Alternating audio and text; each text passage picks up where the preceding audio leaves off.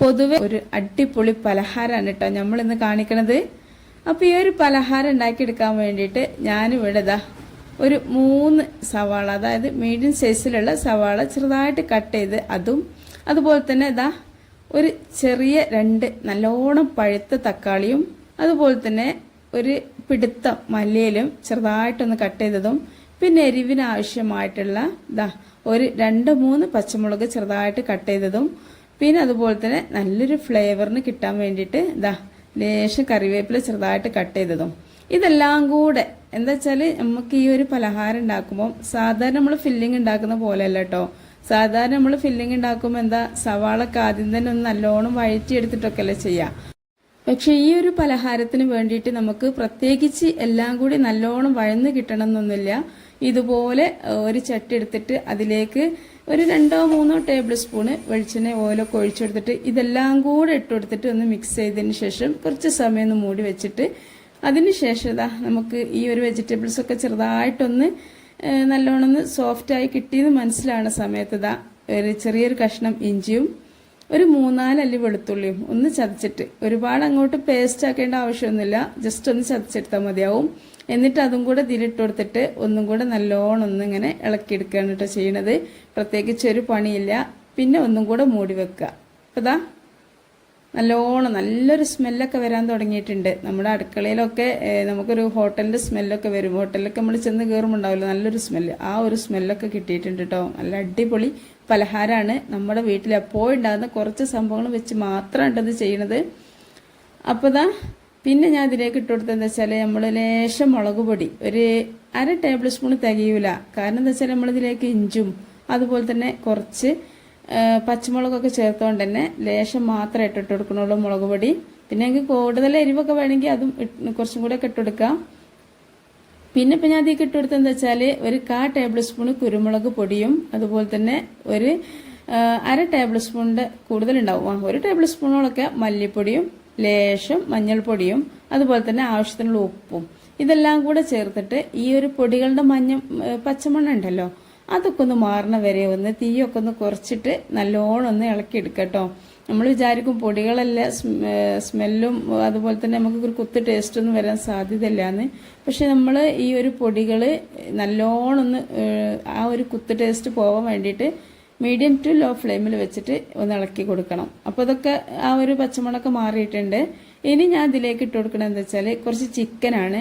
അപ്പോൾ നിങ്ങളോട് ആദ്യം തന്നെ പറഞ്ഞു തരാം, ചിക്കനൊന്നും ഇപ്പോൾ നമ്മളെല്ലാവരുടെ വീട്ടിലും എപ്പോഴും ഉണ്ടാവില്ല.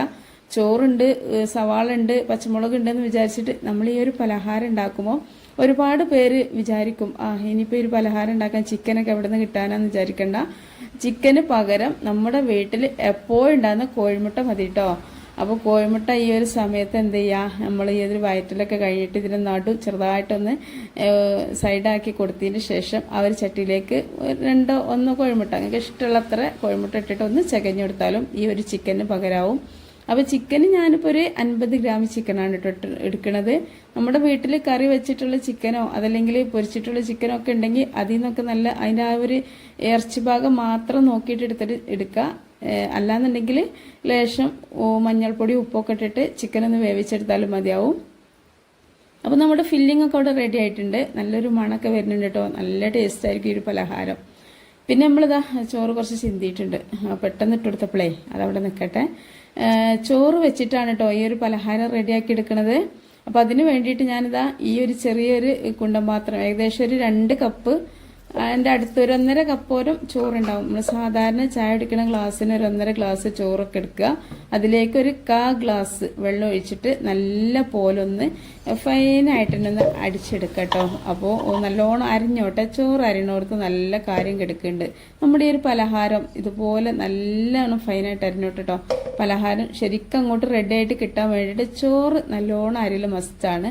അപ്പോൾ നിങ്ങൾ വീട്ടിൽ നല്ല മൂർച്ചയുള്ള മിക്സി ഒന്നും ഇല്ലെങ്കിൽ കുറച്ചും കൂടി വെള്ളമൊക്കെ ഒഴിച്ചിട്ട് നല്ലോണം അരച്ചോളി. പിന്നെ ഞാൻ ഇപ്പോൾ ഇത് മൈദയിലാണ് കേട്ടോ ചെയ്തെടുക്കുന്നത്. ഈ ഒരു പലഹാരം മൈദ വെച്ചിട്ടോ ഗോതമ്പ് പൊടി വെച്ചിട്ടോ ഒക്കെ ചെയ്യാം. അരിപ്പൊടി വെച്ചിട്ട് ചെയ്യാൻ പറ്റൂല, അതാദ്യമേ പറഞ്ഞുതരാം. പിന്നെ ഇതിലേക്ക് ചോറ് എത്ര എടുക്കുമ്പോൾ അതിന് എത്ര പൊടി വേണമെന്നുള്ളത് കറക്റ്റായിട്ട് മനസ്സിലാക്കി എടുക്കണം കേട്ടോ. അപ്പോഴാണ് നമുക്ക് കറക്റ്റായിട്ടുള്ള ഈ ഒരു പലഹാരം റെഡിയാക്കി എടുക്കാൻ പറ്റുള്ളൂ. അത് എന്താ വെച്ചാൽ ശ്രദ്ധിക്കണം, ഞാൻ പറഞ്ഞുതരാം. പിന്നെ എന്താ വെച്ചാൽ ഇതിലേക്ക് ആവശ്യത്തിനുള്ള ഉപ്പ് ചേർത്ത് കൊടുത്തിട്ടുണ്ട്. ഉപ്പിന്റെ അളവ് അത് ഓരോരുത്തർക്കും ഓരോ ഇഷ്ടമാണല്ലോ.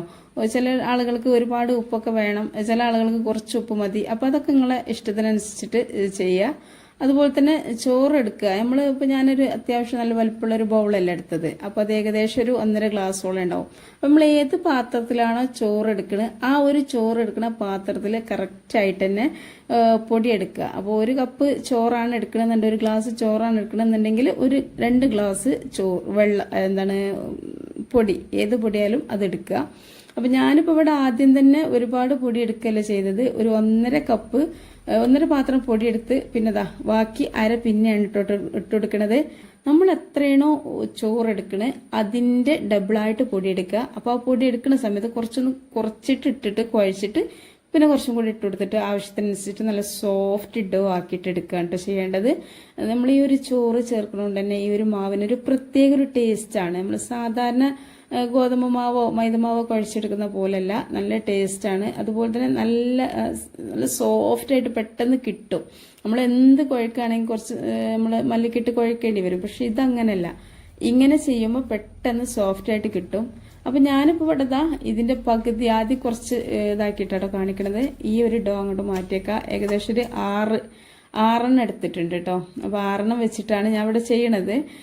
6 വെച്ചിട്ട് ഒന്ന് ചെയ്യുക, പിന്നെ 6 വെച്ചിട്ട് ഒന്നും കൂടെ ചെയ്യുക. അങ്ങനെയാണ് വിചാരിക്കണത്. എന്താ അപ്പം ഞാൻ അത് കുറച്ച് വലിയൊരു ചട്ടിയിലാണ് കേട്ടോ ഉണ്ടാക്കുന്നത്. സോസ് പാനൊക്കെ ഉണ്ട് ഇവിടെ.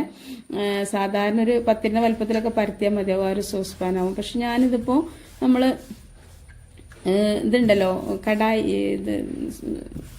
ഫ്രൈ പാൻ്റെ നല്ല ഞാനിപ്പോൾ സവാള ഇതൊക്കെ ഫില്ലിംഗ് ഒക്കെ ഉണ്ടാക്കി. ആ ഒരു ഫില്ലിംഗ് ഉണ്ടാക്കി അതേ വട്ടത്തിലുള്ളൊരു ചട്ടിയിലാണ് ഉണ്ടാക്കണം. എന്താ വെച്ചാൽ കുറച്ച് പരന്ന് വലിയതായിട്ട് ഉണ്ടാക്കിയെടുത്താൽ ഒരുപാട് കഷ്ണങ്ങൾ നമുക്ക് കട്ട് ചെയ്യാൻ വേണ്ടി സാധിക്കും. അപ്പം നമ്മൾ വീട്ടിൽ ഒരുപാട് ഗസ്റ്റ് വരിക, അതിൽ നമ്മളെ വീട്ടിൽ ഒരുപാട് അംഗങ്ങളൊക്കെ ഉണ്ടെങ്കിൽ ഇനിയിപ്പോൾ നിങ്ങൾക്ക് കുറച്ചൊക്കെ നിങ്ങൾ ഉണ്ടാക്കണമല്ലെങ്കിലും ഇങ്ങനെ ഉണ്ടാക്കി കഴിഞ്ഞാൽ നമുക്ക് കുറേ കഷ്ണങ്ങൾ നമുക്ക് കട്ട് ചെയ്യാൻ വേണ്ടി പറ്റും.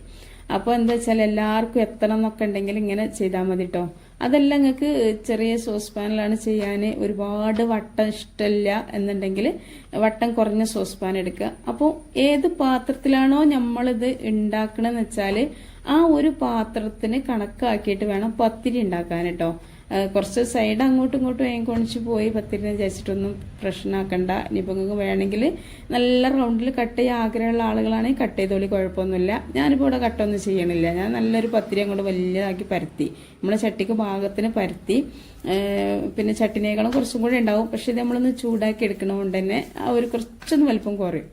അപ്പോൾ നമ്മൾ സമൂസക്കൊക്കെ ഷീറ്റ് ഉണ്ടാക്കാൻ വേണ്ടിയിട്ട് ചൂടാക്കുന്ന രീതി നിങ്ങൾക്ക് അറിയില്ലേ. ഒരു ഒരു 100% വേവില്ലാതെ ഏകദേശം ഒരു 40% വേവ്, ആ ഒരു വേവിലാണ് കേട്ടോ. ഇതൊന്നിങ്ങനെ ആ ഒരു പച്ചപ്പ് പോയി കഴിഞ്ഞാൽ നമുക്ക് ഇങ്ങോട്ട് മാറ്റിയെടുക്കാം. അപ്പോൾ ഞാനിപ്പോൾ ഇവിടെ ഒരു 6 ആണല്ലോ പരത്തിയത്. അപ്പം ഞങ്ങളോട് പറഞ്ഞല്ലോ കുറച്ച് വലിപ്പം കുറച്ചിട്ട് നിങ്ങൾക്ക് ചെയ്യാം. ഈ ഒരു 6 കൊണ്ട് തന്നെ നിങ്ങൾക്ക് 12 ഉണ്ടാക്കിയെടുക്കുക. നമ്മൾ സാധാരണ നിങ്ങൾ കാണല്ലേ എൻ്റെ ഒരു സോസ് പാന് ഒരുവിധം പോളകളും പലഹാരം അതുപോലെ തന്നെ കേക്കൊക്കെ ഉണ്ടാക്കണേ. ആ ഒരു ഇതിലൊക്കെ ആണെന്നുണ്ടെങ്കിൽ നമുക്കൊരു 12 ഒക്കെ ഉണ്ടാക്കിയാൽ കട്ടിയിൽ ഉണ്ടാക്കട്ടെ. പക്ഷെ ഞാനിത് വലിയ വലുപ്പത്തിലാണ്. അപ്പം 2 കൂട്ടം ചെയ്യണുണ്ട്. ഒന്നേ ഇവിടെ കാണിക്കണുള്ളൂ, അത് മതിയല്ലോ ഇപ്പോൾ എല്ലാവർക്കും ഒന്ന് മനസ്സിലാവാൻ വേണ്ടിയിട്ട്. അപ്പം ഞാനിപ്പോൾ ഇതിലേക്ക് ഒരു 5 കോഴിമുട്ട പൊട്ടിച്ചൊഴിച്ചെടുത്തിട്ടുണ്ട്. കോഴിമുട്ട പൊട്ടിച്ചൊഴിച്ച് കൊടുത്തു. ഇനി ഇതിലേക്ക് ലേശം പാല്, ഒരു 1/4 ഗ്ലാസോളം പാൽ ഒഴിക്കുന്നുണ്ട് കേട്ടോ. ഈ ഒരു പാൽ ഒഴിക്കണം എന്തിനാ വെച്ചാൽ നമ്മുടെ ഈ ഒരു പലഹാരം നല്ല ടേസ്റ്റ് ആയിരിക്കും. അതുപോലെ തന്നെ നല്ല സോഫ്റ്റും ഒക്കെ ആയിരിക്കും. നമ്മൾ ഇതിലേക്കുള്ള ഫില്ലിങ് തന്നെ ഒരു അടിപൊളി ഫില്ലിംഗ് ആണ്.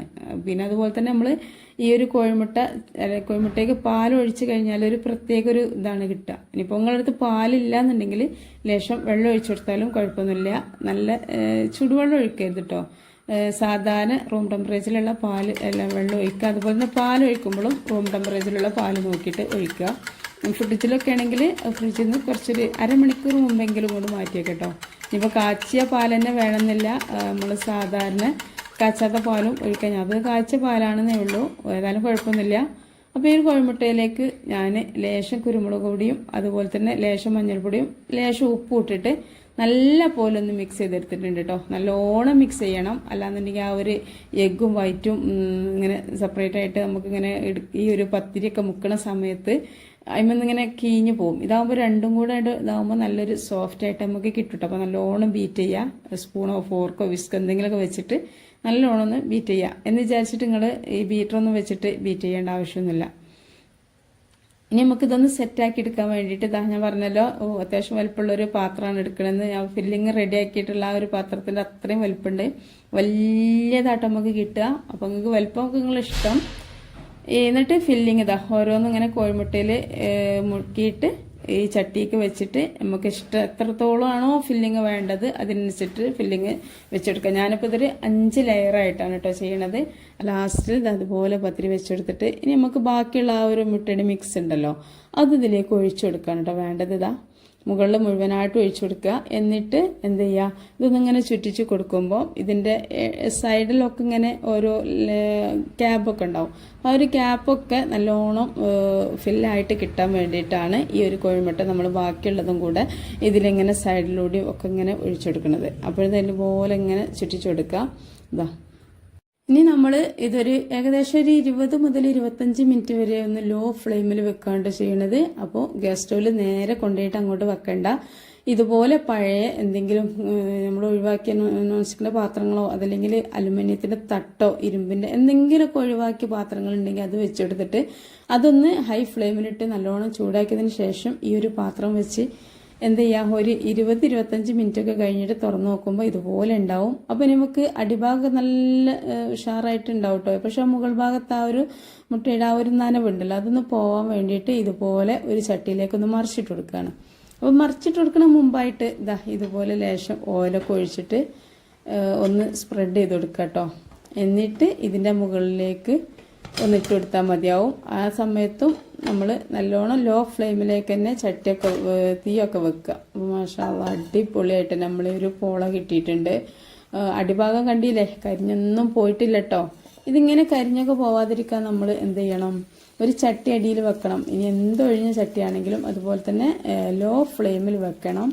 കുറച്ച് നമുക്ക് പെട്ടെന്ന് ആവണം എന്ന് വിചാരിച്ചിട്ട് ഹൈ ഫ്ലെയിമിലേക്ക് മാറ്റുക, അതല്ലെങ്കിൽ നേരെ ഗ്യാസ് സ്റ്റൗവിലേക്ക് ഈ ഒരു സെറ്റ് ചെയ്ത് ചട്ടി വെക്കുകയൊക്കെ ചെയ്ത് കഴിഞ്ഞാൽ നമ്മുടെ പലഹാരം ഒരു ഇതും കിട്ടൂല, പെട്ടെന്ന് കരിയുകയും ചെയ്യും. ആ ഒരു നല്ല മര്യാദക്കുള്ള ഒരു സെറ്റ് ആവലൊന്നും ഉണ്ടാവില്ല കേട്ടോ. അപ്പോൾ ഞാൻ ലോ ഫ്ലെയിമിൽ തന്നെയാണ് ഈ ഒരു ഓയിൽ സ്പ്രെഡ് ചെയ്തതിന് ശേഷം നമ്മളിതാ ഈ ഒരു പോള മറിച്ചിട്ട് കൊടുത്തിട്ടുള്ളത്. അപ്പോൾ ഏകദേശം ഒരു 2 മിനിറ്റോളം ഒന്നിങ്ങനെ അങ്ങോട്ടും ഇങ്ങോട്ടും ഒന്ന് നീക്കി കൊടുത്തിട്ട് നല്ലോണം സെറ്റായിട്ട് കിട്ടിയിട്ടുണ്ട് കേട്ടോ. അപ്പോൾ ഇത് ചൂടാറാൻ വേണ്ടി മാറ്റി വെച്ച് ഏകദേശം ഒരു 2 മണിക്കൂറൊക്കെ, 2 മണിക്കൂറിൻ്റെ ആവശ്യമൊന്നുമില്ല. അപ്പോൾ ഏതായാലും ഞാൻ നല്ലോണം ചൂടാറിക്കോട്ടെന്ന് വിചാരിച്ചു. എന്നിട്ട് നല്ലതാ ഈ ഒരു ഭാഗം നല്ല അടിപൊളിയായിട്ട് തന്നെ കിട്ടിയിട്ടുണ്ട് കേട്ടോ. അപ്പോൾ ഇത് ഒരുപാട് കഷ്ണങ്ങൾ നമുക്ക് വെട്ടാം. കാരണം എന്താ വെച്ചാൽ നമുക്ക് ഇതിന് പ്രത്യേകിച്ചൊരു ചിലവൊന്നും ആയിട്ടില്ല. ഞാനൊരു 50 രൂപേൻ്റെ ചിക്കനൊക്കെ ഉണ്ട് ഇതിൽ ചേർത്തിട്ടുള്ളൂ. വേണമെങ്കിൽ നിങ്ങൾക്ക് 2 കോഴിമുട്ട ചേർത്ത് കൊടുത്താൽ ഏകദേശം ഒരു 10-12 രൂപ കൊണ്ട് തന്നെ നിങ്ങൾക്ക് ഉണ്ടാക്കിയെടുക്കുക. പിന്നെ ഇപ്പോൾ ആരെ വീട്ടിലല്ലേ കുറച്ച് സവാളയും അതുപോലെ തന്നെ ഇപ്പോൾ മല്ലിച്ചപ്പ് വേണമെങ്കിൽ നിങ്ങൾക്ക് ഒഴിവാക്കാം. കറിവേപ്പില വേണം, ഇഞ്ചി, വെളുത്തുള്ളി, ഇത്തരം സംഭവങ്ങളും കുറച്ച് മല്ലിപ്പൊടി, മുളക് പൊടിയൊക്കെ ആരുടെ വീട്ടിലുണ്ടാവാതിരിക്കുക, എല്ലാവരും വീട്ടിലുണ്ടാവും. അപ്പം എന്ത് ചെയ്യുക, നമ്മുടെ വീട്ടിൽ ഒരുപാട് ഗസ്റ്റൊക്കെ വരും. ഇപ്പോൾ ഇതാട്ടോ എന്തെങ്കിലുമൊക്കെ വയറ്റിന് കേടും വായിലിഷ്ടമില്ലാത്തൊക്കെ നമ്മൾ ഒരുപാട് പലഹാരങ്ങളൊക്കെ കൊണ്ടുവന്ന് ടേബിൾ നിറക്കണതിനേക്കാളൊക്കെ നല്ലത് ഇതുപോലെ സിമ്പിളായിട്ട് നമുക്ക് കുറഞ്ഞ ചിലവിൽ അവർക്കും ഇഷ്ടം നമുക്കും ഇഷ്ടം എന്നുള്ള രീതിയിൽ ഒരു കുഴപ്പവും കഴിച്ചാലൊരു കുഴപ്പവും ഉണ്ടാവില്ല. ഇനിയിപ്പോൾ ഷുഗറൊക്കെ ഉള്ള ആളുകളൊക്കെ ഉണ്ടാവും, മധുരമൊന്നും കഴിക്കാൻ പറ്റൂല എന്നുള്ള ആളുകളൊക്കെ നിരാശപ്പെടില്ലേ നമ്മൾ എന്തെങ്കിലുമൊക്കെ മധുര പലഹാരമൊക്കെ വെച്ച് കൊടുക്കുമ്പോൾ. അപ്പോൾ ഇതാവുമ്പോൾ എന്താ അറിയോ, ആർക്കും കഴിക്കാം. ആർക്കും ഇനിയിപ്പോൾ ഒരുപാടൊന്നും ചിക്കൻ കഴിക്കാത്ത ആളുകൾക്കും ഇത് കുറഞ്ഞ ചിക്കനേ ഉള്ളൂ, അതുപോലെ തന്നെ കോഴിമുട്ടയും കുറച്ചേ ഒക്കെ ഉള്ളൂ. അപ്പോൾ എല്ലാവർക്കും ഒരുപാട് ഇഷ്ടത്തോടു കൂടി കഴിക്കാൻ കൊടുക്കാൻ പറ്റുന്നതും ഒക്കെ ഒരു നല്ലൊരു ഹെൽത്തി ആയിട്ടുള്ളൊരു പലഹാരം കൂടെയാണ്. ഇതുപോലുള്ള വെറൈറ്റി ആയിട്ടുള്ള സാധനങ്ങളൊക്കെ നമ്മളൊന്ന് ഉണ്ടാക്കി നോക്കി നമ്മൾ മക്കൾക്കായാലും ഹസ്ബൻഡിനായാലും ഉമ്മാക്കും ഉപ്പൊക്കെ ആർക്കായാലും കൊടുക്കുമ്പം നമ്മുടെ മനസ്സിന് തന്നെ വല്ലാത്തൊരു സന്തോഷം ഉണ്ടാവും. എൻ്റെ അവസ്ഥയായിട്ടാണ് പറഞ്ഞത്. ഫുഡ് ഉണ്ടാക്കി കൊടുക്കുക എന്ന് വെച്ചാൽ അത് നല്ലതാണ്. പിന്നെ ഫുഡ് ഉണ്ടാക്കി കഴിക്കുക, നമ്മൾ ഹോട്ടലിൽ നിന്ന് വാങ്ങണതിനേക്കാളും അതുപോലെ തന്നെ നമുക്ക് ഇഷ്ടമില്ലാതെ എന്തെങ്കിലുമൊക്കെ കഴിക്കുന്നതിനേക്കാളും നല്ലത് ഇതുപോലുള്ളതൊക്കെ നമ്മളെ കഴിവിനനുസരിച്ചിട്ട് ഉണ്ടാക്കിയിട്ട് കഴിക്കായിരിക്കും. അപ്പം നിങ്ങൾ എന്ത് ചെയ്യുക, ഇത് പരമാവധി ആളുകളിലേക്കൊന്ന് ഷെയർ ചെയ്ത് കൊടുക്കണേ. സിമ്പിളായിട്ടുള്ള ഈ ഒരു പലഹാരം നിങ്ങൾ ഷെയർ ചെയ്ത് കൊടുക്കുക.